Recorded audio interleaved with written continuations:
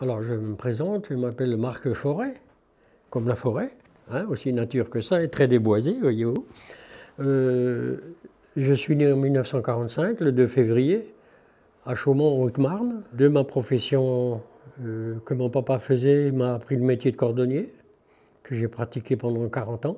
J'ai 75 ans, déjà. Mon Dieu, comme le temps trépasse. En 1967, je suis venu pour préparer les manifs de 68. Non, c'est une blague.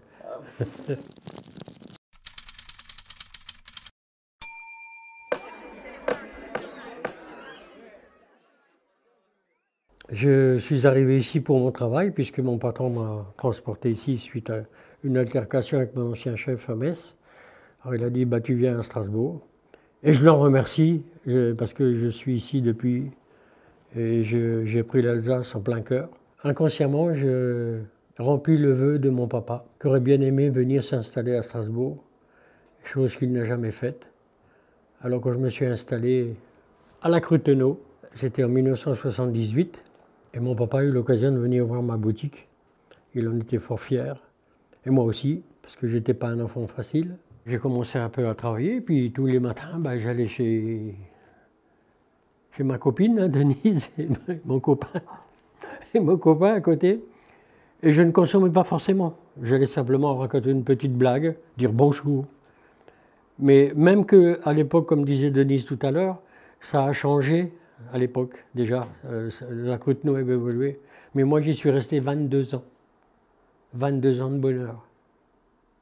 Et moi, j'ai aimé à la Crutenot, et les gens de la Crutenot m'aimaient bien parce que au moment de carnaval, je fermais ma boutique, je me déguisais et je me promenais dans toute la Crutenot, en allant voir les commerçants, le coiffeur, l'épicier, le quincaillier.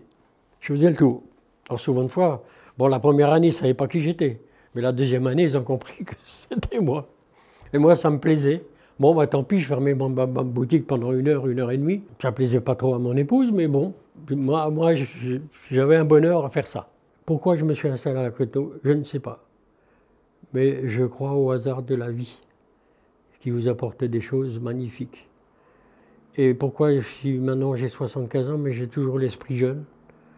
Parce que j'ai eu la chance de rencontrer des milliers d'étudiants qui passaient devant chez moi. Certains venaient chez moi m'apporter du travail.